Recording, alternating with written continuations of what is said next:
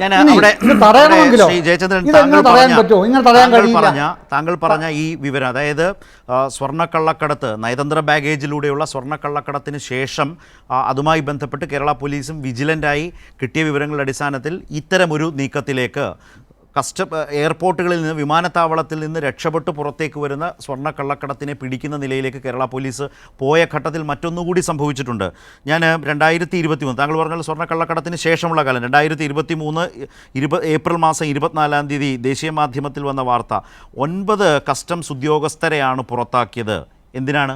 കോഴിക്കോട് വിമാനത്താവളത്തിൽ എന്ന് വെച്ചാൽ കരിപ്പൂർ വിമാനത്താവളത്തിൽ ഈ കള്ളക്കടത്തുകാരെ, സ്വർണം കടത്തിയവരെ സഹായിച്ചതിൻ്റെ പേരിൽ 9 കസ്റ്റംസ് ഉദ്യോഗസ്ഥരെയാണ് പുറത്താക്കിയത്, ഒഴിവാക്കിയത്, അല്ലെങ്കിൽ പിരിച്ചുവിട്ടത് എന്ന് പറയുന്ന ഒരു വിവരമാണ്. താങ്കൾ പറഞ്ഞതുപോലെ തന്നെ വളരെ പ്രധാനപ്പെട്ട Karipur gold smuggling case, customs dismisses 9 officers from service. അതുപോലെ തന്നെ അതുതന്നെ കേരളത്തിൻ്റെ മാധ്യമലോകത്തേക്ക് വന്ന വാർത്തയുടെ തലക്കെട്ട് ഞാൻ വായിക്കാം. സ്വർണ്ണക്കള്ളക്കടത്തിലെ പങ്ക്, കസ്റ്റംസ് സൂപ്രണ്ടിനെ സർവീസിൽ നിന്ന് പിരിച്ചുവിട്ടു, സൂപ്രണ്ടിനെ സർവീസിൽ നിന്ന് പുറത്താക്കിയത് ശരിവെച്ചു എന്ന് പറയുന്ന മനോരമയുടെ വാർത്തയുടെ തലക്കെട്ടാണ് ഞാൻ വായിച്ചത് 2024 സെപ്റ്റംബറിൽ. അപ്പോൾ ഇത് യഥാർത്ഥത്തിൽ സംഭവിക്കുന്നത് എന്തുകൊണ്ടാണെന്ന് വെച്ചാൽ, വിമാനത്താവളത്തിന് പുറത്ത് ഇത്തരം സ്വർണ്ണക്കള്ളക്കടത്ത് സംഘങ്ങളെ പിടികൂടിയതിനെ തുടർന്നാണ് കസ്റ്റംസിനുണ്ടായ ഗുരുതരമായ പിഴവ് കസ്റ്റംസിന് തന്നെ അംഗീകരിക്കേണ്ടി വന്നതും നിരവധി ഉദ്യോഗസ്ഥരുടെ പണി പോയതും. ശ്രീ ജയചന്ദ്രൻ പൂർത്തിയാക്കും. ശ്രീ പൊടിപ്പാറ എന്തോ പറയാൻ വന്നല്ലോ. അതെ, കൊച്ചിയിലും, കൊച്ചി എയർപോർട്ടിലും ഒരു ഉദ്യോഗസ്ഥൻ മറുപടി പറഞ്ഞാൽ എന്താ കേട്ടില്ല? ഞാൻ ഈ പറയുന്നതും കൂടെ ചേർത്തൊരു മറുപടി പറഞ്ഞാൽ നന്നായിരിക്കും എനിക്ക്.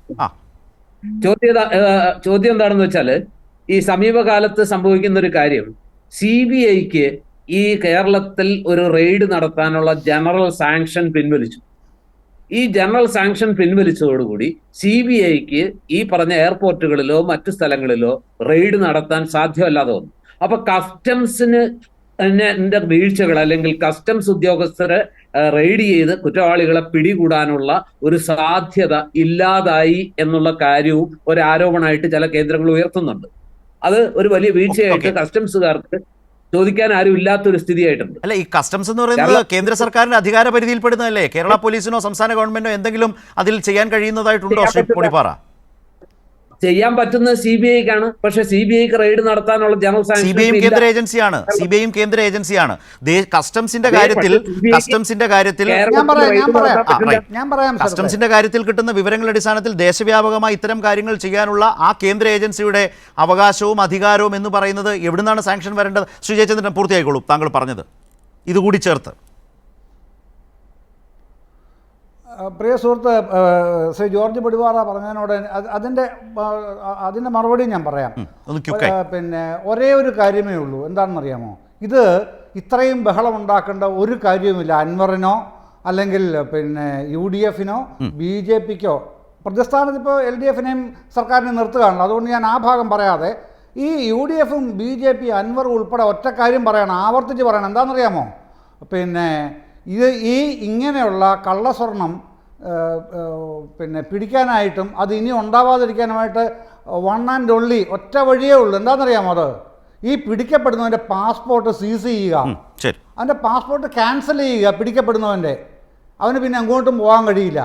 അങ്ങനെ 10 തവണ പിടിക്കാമോ? ഈ പണി താനേ അവസാനിക്കും. അത് ചെയ്യേണ്ടതാരാ?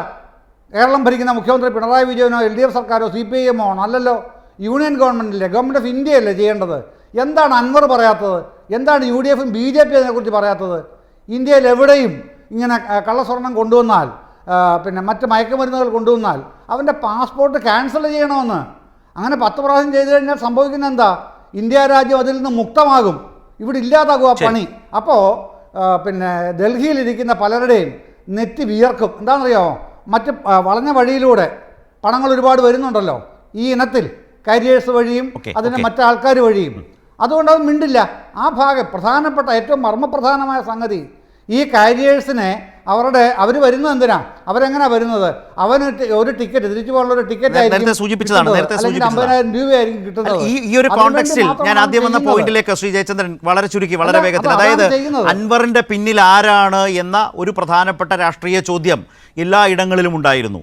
ആ ചോദ്യത്തിന് പിന്നിൽ അൻവർ ഒറ്റയ്ക്കാണോ? അൻവർ ഏത് താല്പര്യാർത്ഥം മുന്നോട്ട് പോകുന്നു? അൻവർ എന്താണ് ഇനി ചെയ്യാൻ പോകുന്നത്? അൻവറിന്റെ പിന്നിൽ ആരാണ് എന്ന പ്രധാനപ്പെട്ട ചോദ്യങ്ങൾക്ക് കുറെ കൂടി ഉത്തരം CPIM നൽകുകയാണോ?